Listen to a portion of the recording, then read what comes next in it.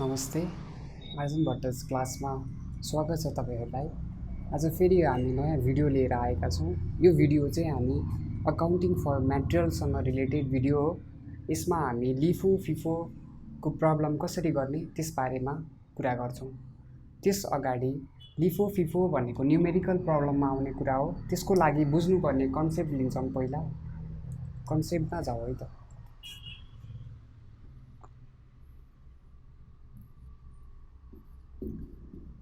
Accounting for material. Accounting for material. कुनै पनि बिजनेसले र मटेरियल लिएर आएको हुन्छ आफ्नो प्रोडक्सन गर्नको लागि अथवा स्टक ल्याएको हुन्छ त्यसलाई बेच्नको लागि। त्यसको हिसाब किताब कसरी राख्ने छ भनेर यो भिडियोमा हामी बुझ्ने कोसिस गर्छौं। यसमा मानौं एउटा शप अथवा गोडाउन छ। यसमा सामान स्टोर हुने काम गर्छ। सामान आयो, सामान स्टोर भयो, सामान स्टोरमा आयो। यो स्टोर हो। हामी यसको हिसाब किताब गर्दाखेरि हामी चाहिँ एज अ स्टोर किपर हुनुपर्छ। स्टोर किपर, स्टोरको हिसाब किताब राख्ने मान्छेलाई स्टोर किपर भनिन्छ। कति सामान छ, कति आयो, कति बेचियो, कति बाँकी छ भनेर हिसाब सबै स्टोर किपरले राख्छ। एउटा स्टोर लेजर हुन्छ। यसको हिसाब राख्ने रेकर्ड बुकलाई स्टोर लेजर भनिन्छ। स्टोर लेजर भनेको अकाउन्ट हो। यसमा कति सामान आयो, कति गयो, कति बाँकी छ, कतिमा बेचियो, कुन रेटमा बेचियो, कुन रेटमा किनियो, एसेट्रा विविध कुराहरू राखिन्छ। यो हिसाब स्टोर किपरले राख्छ। यो प्रब्लम गर्दाखेरि हामी चाहिँ एज अ स्टोर किपर हुनुपर्छ। यसको लागि हामी फिफोमा जान्छौं। पहिला फिफो भनेको के हो त? पहिला त फिफोको फुल फर्म हेरौं। FIFO छ। फिफो भनेको first in first out. First in first out भन्नुको मतलब हामी स्टोरमा छौं है। सामान जुन पहिला आउँछ नि त्यही सामान सुरुमा बाहिर निकाल भन्न खोजेको। फर्स्ट इन स्टोरमा आउँदा तिमीले पर्चेज गर्छौ। पर्चेज गरेर सामान स्टोरमा आइपुग्छ। यो सामान स्टोरमा आइयो। अब फर्स्ट आउट भनेको जुन सामान पहिला किनेको थियो त्यही के गर सेल्स गर्दाखेरि फर्स्टमा पठाऊ। एक्जाम्पलको लागि यो फर्स्ट लटमा आएको सामान, यो सेकेन्ड, यो थर्ड, यो फोर्थ, यो फिफ्थ लटमा आएको सामान। फर्स्टमा आएको सामान फर्स्ट लट हो। यो सेकेन्ड लट हो, यो थर्ड लट हो, यो फोर्थ लट एन्ड यो फिफ्थ लट हो। अब बेच्नु पर्दाखेरि तिमी यसरी बेच कि जुन सामान तिम्रो फर्स्टमा आएको थियो त्यो सामान फर्स्टमा सेल्स होस्। अब बेच्नु पर्यो भने सुरुमा 1 सबै बेच, त्यसपछि पुगेन भने 2 मा जाऊ, 2 बेचिसकेपछि मात्र तिमी 3 मा जाऊ, 3 बेचिसकेपछि मात्र 4 मा जाऊ र लास्टमा 5 बेच। सुरुमै म 5 बेच्छु भन्यो भने यो फिफो अन्तर्गत मिलेन। फर्स्टमा आएको सामान फर्स्टमा बिक्री हुने भयो। जस्तै 1 र 2 बेच्यो, फेरि 6th लट मगायो, 7th लट मगायो भने पनि 1 र 2 बेच सकियो। अब 3 बेचिसकेपछि मात्र 4 मा, त्यसपछि 5, त्यसपछि 6, त्यसपछि 7 मा। फर्स्ट इन फर्स्ट आउट अथवा फिफो मेथडले के भन्छ भन्दा जुन सामान फर्स्टमा किनेर ल्याएको हो त्यही सामानलाई फर्स्टमा सेल्स गर्नुपर्छ।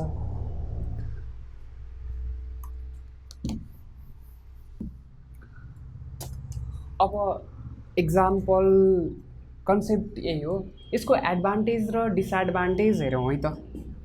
के हुन्छ त हामीले first in first out method use गर्दाखेरि, फिफो युज गर्दाखेरि के फाइदा छ, के बेफाइदा छ यसको बारेमा बुझौँ।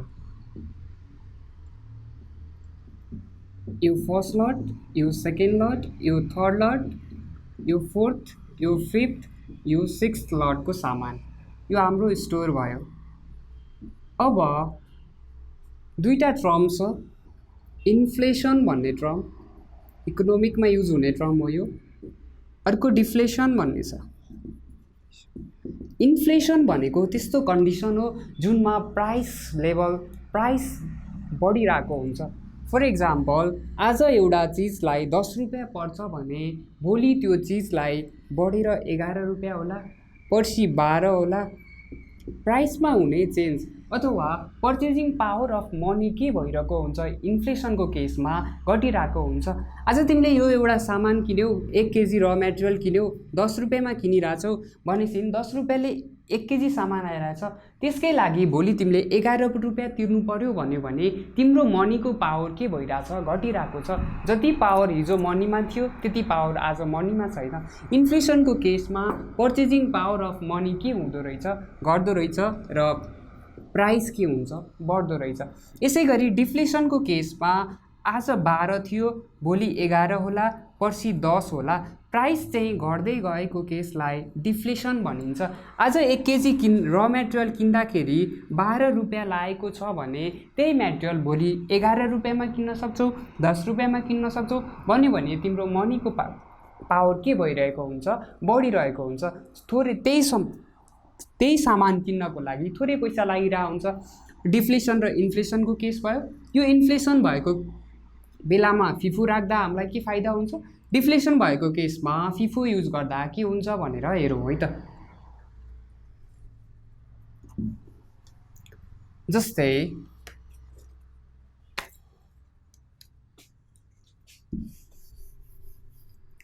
मानौ हामीसँग क्लोजिङ स्टकको युनिट छ 300 युनिट्स। सिम्पलको लागि 100 युनिट भन्दै 100 युनिट्स हामीसँग सामान छ। अब यसको हिसाब राख्दाखेरि स्टोर किपरले स्टोर लेजरमा हिसाब राख्दाखेरि इन्फ्लेसन र डिफ्लेसन हुँदाखेरि के असर पर्छ हेरौँ है त। जस्तै आज त्यही सामान छ रुपिस यति 300 युनिट्स एट द रेट 10 भन्यो भने क्लोजिङ स्टकको भ्यालु 3000 देखियो। यसमा पनि 300 युनिट्स छ at the rate 11, 300 units at the rate rupees 12 गर्दाखेरि रुपिस 3300 रुपिस 3600। प्राइस बढ्दै गएको केसमा क्लोजिङ स्टकको भ्यालु पनि बढ्दैछ। अब क्लोजिङ स्टकको भ्यालु बढ्यो भने के हुन्छ त, ट्रेडिङ अकाउन्ट हो हाम्रो यो। ट्रेडिङ अकाउन्टमा क्लोजिङ स्टक भन्ने क्रेडिट साइडमा आउने कुरा हो। क्लोजिङ स्टकको भ्यालु बढ्दैछ, जो त्यो पहिला त्यही सामान हो, त्यतिखेर 3000 थियो क्लोजिङ स्टकको भ्यालु, आज बढेर 3300 पुगेको छ र फेरि बढेर 3600 पुगेको छ भन्यो भने increase in credit side. Trading अकाउन्टको क्रेडिट साइड हेभी भएको देखिन्छ। क्रेडिट बराबर डेबिट साइड हुन्छ भने हाम्रो आउने ब्यालेन्सिङ फिगर अरू कुरा सबै कन्स्ट्यान्ट छन् है, अरू कुरा कन्स्ट्यान्ट छ भने हाम्रो आउने ब्यालेन्सिङ फिगर प्रफिट पनि के बढेको हुन्छ, त्यो पनि बढेको हुन्छ। किनकि क्लोजिङ स्टक बढ्दाखेरि प्रफिट पनि बढेको हुन्छ। यसले गर्दा एडभान्टेज हामीलाई के भयो भन्दाखेरि better presentation of financial statement भयो। प्रेजेन्टेसन अफ फाइनेन्सियल स्टेटमेन्ट अथवा कम्पनी राम्रो देखिरहेछ है प्राइस बढ्दाखेरिको केसमा। यही केसमा हामीले प्राइस त बढ्यो, प्रफिट बढ्दाखेरि के पनि हुनसक्छ, हामीले तिर्नुपर्ने ट्याक्स पनि बढेको हुनसक्छ। त्यो भनेको increase in payment of tax. यो चाहिँ हाम्रो लागि के हुनसक्छ, डिसएडभान्टेज हुनसक्छ। एडभान्टेज बेटर प्रेजेन्टेसन हुनसक्छ र डिसएडभान्टेजमा के हुनसक्छ, हामीले तिर्नुपर्ने ट्याक्स रेट पनि बढी हुनसक्छ। जति प्रफिट कमायो त्यही अनुसारको ट्याक्स लाग्ने हो फिफो युज गर्दा। डिफ्लेसनको केसमा आज 12 युनिट थियो भने आज 3600 को हुने भयो, 11 को हेर्दा 33 र 10 युनिट गर्दा 3000। त्यही केसमा हेर्ने हो भने आज 36 थियो, भोलि 33 भयो, लास्टमा कति भयो, अब 3000 भयो भन्यो भने त प्रफिट हाम्रो के भइरहेछ, यहाँ घटिरहेछ। अब प्रफिट घट्यो भने क्लोजिङ स्टक घटिरहेछ, क्लोजिङ स्टक घट्दाखेरि प्रफिट पनि घट्ने भयो, प्रफिट घट्दाखेरि ट्याक्स तिर्नुपर्ने अमाउन्ट पनि थोरै हुने भयो भनेपछि डिफ्लेसनको केसमा एडभान्टेज के हुने भयो, हामीलाई सेभिङ इन ट्याक्स अमाउन्ट हुने भयो। डिफ्लेसनको केसमा एडभान्टेजमा सेभिङ इन ट्याक्स भनेको हाम्रो एडभान्टेज हुने भयो र हाम्रो लागि डिसएडभान्टेज के हुने भयो भन्दाखेरि प्रॉफिट घटिरहेछ भने त्यसले बेटर प्रेजेन्टेसन देखाउँदैन कम्पनीको, त्यो it hampers presentation of financial statement. जस्तै फाइनेन्सियल स्टेटमेन्ट अलि विक देखिरहेको हुन्छ यो केसमा। अब यसको लागि एउटा हिसाब गर्छौँ, त्यसको फर्म्याट हेरौँ।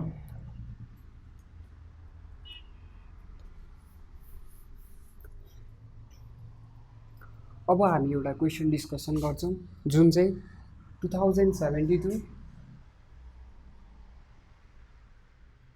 सेट ई को 18 नम्बर क्वेसन रहेको छ। ओल्ड इज गोल्डबाट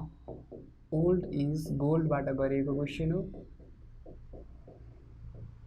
ओल्ड इज गोल्डबाट 2072 को सेट ई को 18 नम्बर क्वेसन हेऱ्यौँ भने के भन्छ भन्दाखेरि following are the store transaction for the month of Chaitra. यो चैत्रको मन्थको लागि स्टोरमा भएको ट्रान्जेक्सनहरूको डिटेल्स दिइरहेको छ तल। जस्तै चैत 1 मा ओपनिङ ब्यालेन्स भनेर दिएको छ 1000 युनिट्स @ 5। ओपनिङ युनिट्स भनेको फागुनको क्लोजिङमा भएको कुरा अब चैत्रको ओपनिङमा हुन्छ। जस्तै चैतको क्लोजिङमा भएको कुरा वैशाखको ओपनिङमा हुन्छ। फर्स्टमा चैत 1, त्यसपछि पर्चेज, इस्युड विभिन्न दिएको छ। हामी 1 बाई 1 त्यसको डिस्कसन गर्छौँ। चैत्र फर्स्टमा के भनेको छ भन्दा ओपनिङ ब्यालेन्स भनेर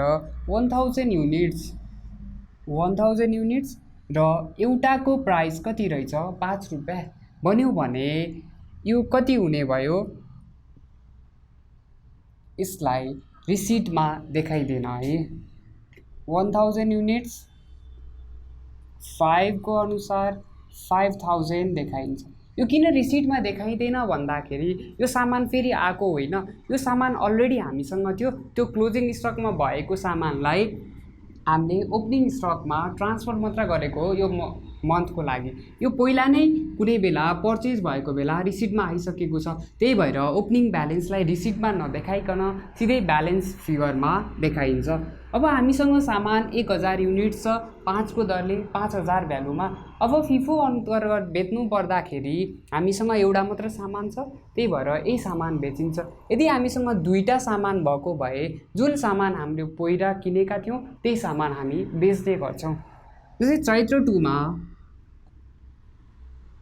चैत्र सेकेन्डमा के भनेको छ पर्चेज गरियो रे। पर्चेज गर्दाखेरि स्टोरमा सामान आउँछ, त्यही भएर पर्चेज गरेको सामानलाई रिसिटमा देखाइन्छ। पर्चेज 2000 युनिट्स 4 रुपैयाँको दरले 8000। अघि मैले भनेको कुरा यहाँ देखिन्छ है। यहाँ पहिला किन्दा 5 रुपैयाँ थियो, अहिले 4 रुपैयाँमा सामान त्यस्तै पाइरहेको छ भनेपछि प्राइस के भइरहेछ घट्दैछ। एउटा युनिट्सको प्राइस घट्दैछ 8000 भ्यालुको। अब हेर्ने हो भने चैत्र सेकेन्डमा हामीसँग दुई थरीका सामान भए, एउटा 1000 युनिट्स अर्को 2000 युनिट्स @ 8000। हामीसँग दुई थरीका सामान भए।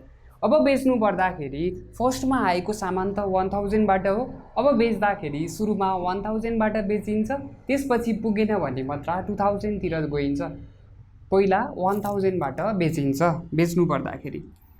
यसरी नै चैत्र 10 मा इस्युड गरियो। इस्युड भनेको त स्टोरबाट इस्यु भयो अरूलाई भन्यो भने इस्युड कोलममा देखाउने, त्यो भनेको सेल्स भएको भनेर बुझ्दा हुन्छ।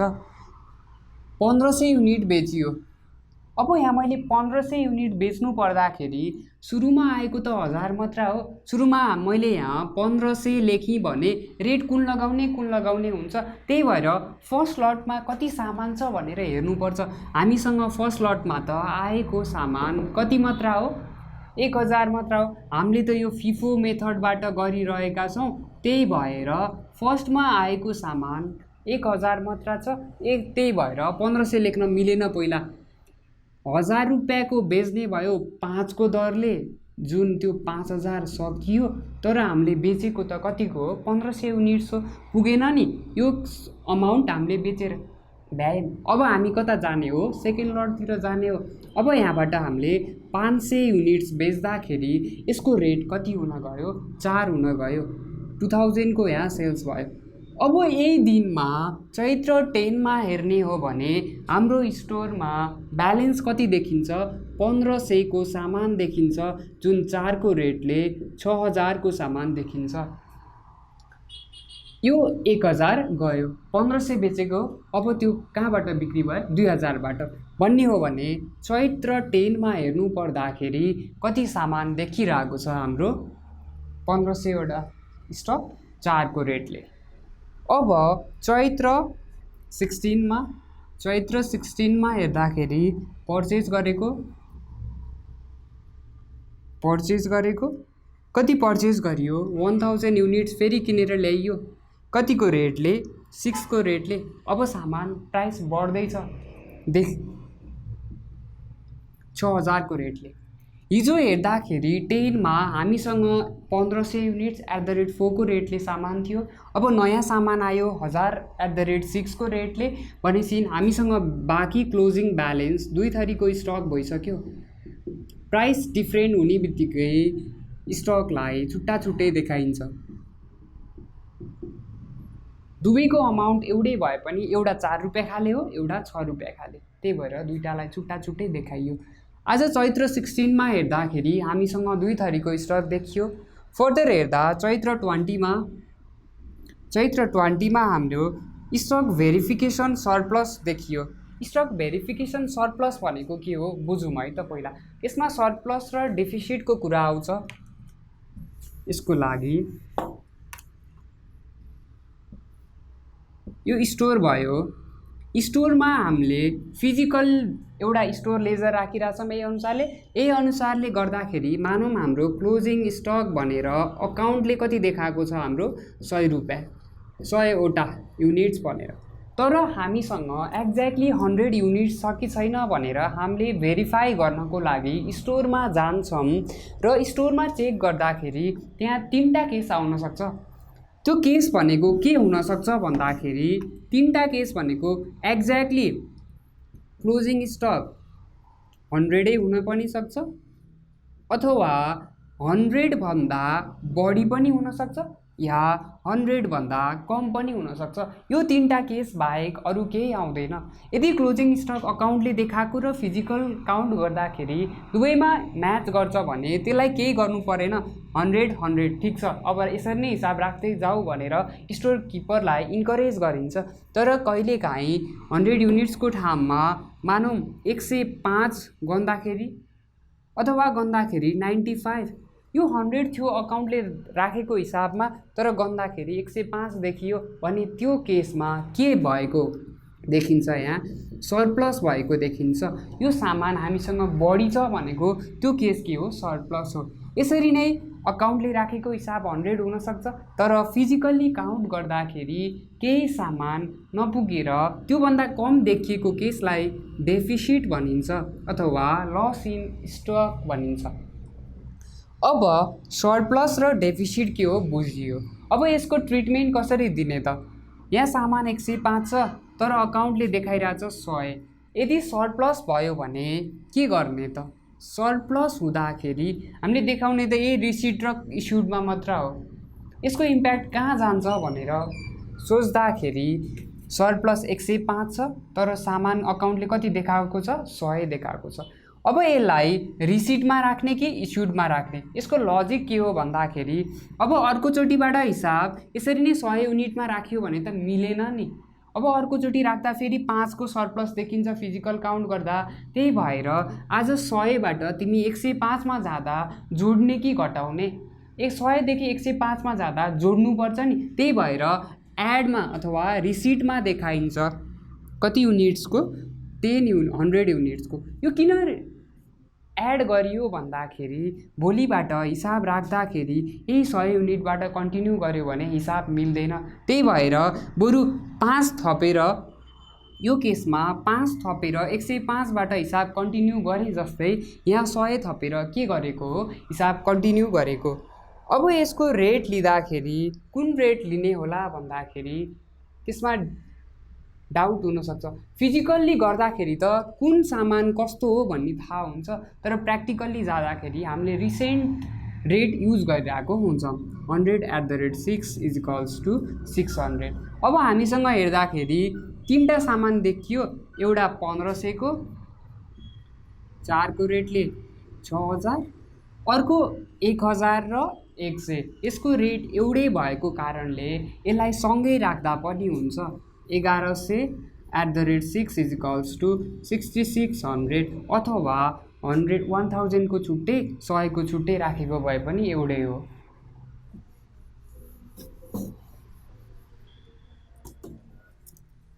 बिसको पनि सक्यो।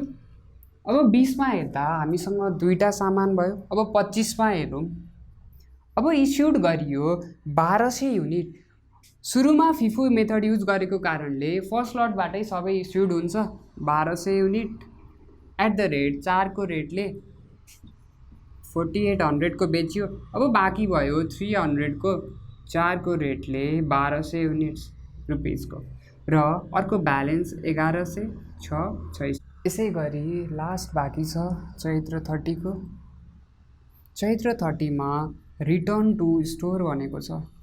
अब स्टोरमा रिटर्न भयो भने सामान रिसिटमा देखाउने कि इस्युडमा देखाउने?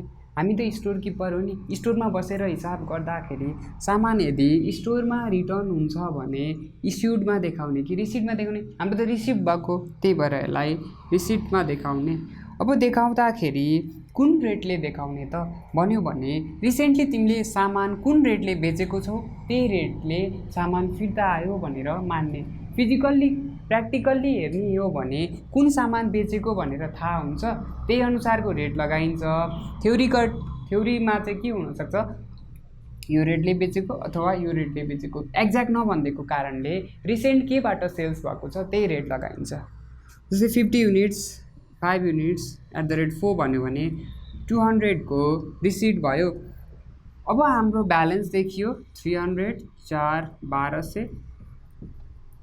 अब यो 350 लेखेको भए पनि हुन्थ्यो है, यहाँ एउटै रेट भएको कारणले 50 लेखे पनि भयो, अथवा 4 200 गरेर गराए नि भयो। होइन, म 350 नै लेख्छु र यहाँ 1400 लेख्छु भन्दा पनि एउटै हुन्छ, किनकि फिगर के छ, एउटै छ।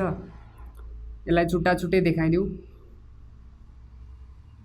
1100 6 666 र लास्टमा 50 युनिट @ 4 200। र लास्टमा हेर्ने हो भने अब चैत्र 10 मा हाम्रो क्लोजिङ स्टक हेर्ने हो भने हामीसँग सामान कति छ भनेर हेर्ने हो भने अब स्टोर लेजरले के देखाउँछ, therefore closing stock is equals to 300 units @ एउटा 4 को रेटले, 1000 युनिट्स @ 6 को रेटले, र 50 युनिट्स @ 4 को रेटले। यति गर्यो भने हिसाब कम्प्लिट हुन्छ। हाम्रो मेन अब्जेक्टिभ भनेको हामीसँग क्लोजिङ स्टक कति छ भनेर पत्ता लगाउने हो। अब हामीले सोलुसन कम्प्लिट गऱ्यौँ। अब यो सोलुसनमा हामीले बेसिकल्ली प्र्याक्टिकल एप्रोचलाई हेरेर प्रब्लम सल्भ गऱ्यौँ। यसको एडभान्टेज डिसएडभान्टेजको कुरा गऱ्यौँ। यो भिडियोमा क्ल्यारिटी रहेको भए कमेन्टमा गएर कमेन्ट गर्नुहोस्, त्यसको क्ल्यारिटी म अर्को भिडियोमा दिने ट्राई गर्छु। र भिडियो मन पर्यो भने लाइक सेयर र सब्सक्राइब गर्न नभुल्नु होला, ताकि हामीले हालेको नयाँ नयाँ भिडियो हजुरको सामु पहिला नै आओस्, हजुर त्यो भिडियोबाट वञ्चित हुनु नपरोस्। हस्, थ्याङ्क यू।